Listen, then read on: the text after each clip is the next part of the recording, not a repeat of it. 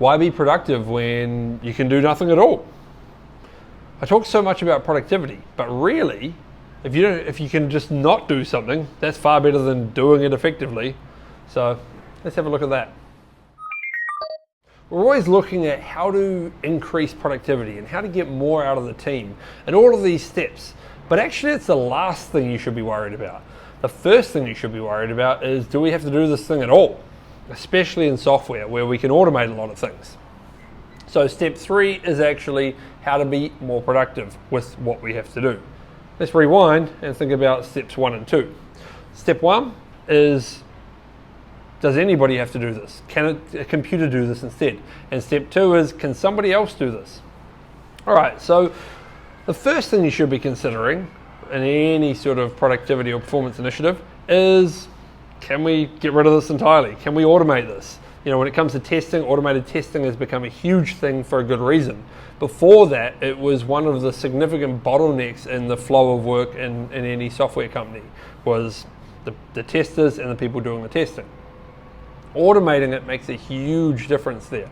There's a bunch of other things we can do to improve the rate things are tested at and the quality they are before they're tested, but why do those if we can actually automate it and get rid of it first? That applies to other areas of the business as well. If you can do anything with your customer interface, that you automate things to happen so that you don't have to go in and do things yourself. If the computer can handle it and you don't have to handle it, that's by far the most productive outcome you're going to get. So that's number 1. Number 2 is about you not having to do it.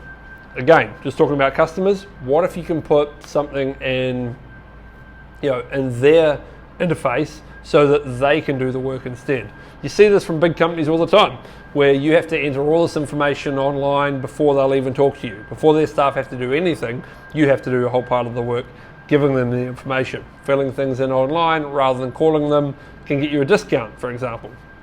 Same kind of logic. If you can get the customers to do it rather than you doing it, or you can get somebody else in the chain to do it rather than you doing it, that's far more productive.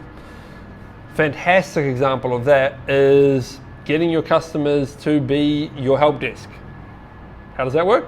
Well, we've got a customer that actually encourages their customers to have a local expert, and if they pass their exams and their tests and any request goes through that local expert first, they actually get a discount on their monthly billing.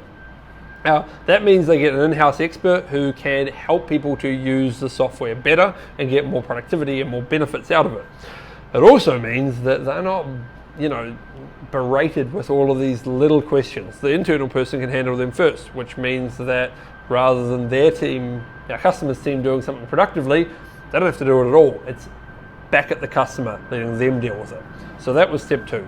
Step 3 is obviously improving productivity. I've got a bunch of videos. I'm going to have a million more coming on this. There's so many different facets to that. But what I'm saying is, don't forget those first 2. Don't forget to automate what you can and to push off what you can back to the customer for them to do it. In a lot of cases, it's going to be better if they do it anyway. They're going to understand things more. They're going to do it more accurately. The last example is perfect of that. If they have an in-house specialist, it's far more effective than having to use, having to get in touch with you and raise tickets and something every time they need something. So there you go. Consider step 1 and 2 first before step 3, which is the actual productivity improvement. If you like today's video, make sure to subscribe so you don't miss out on more of these. Don't forget to share it around so that other people can get some of this value out of it too. And of course, say hi in the comments below. I'd love to hear from you.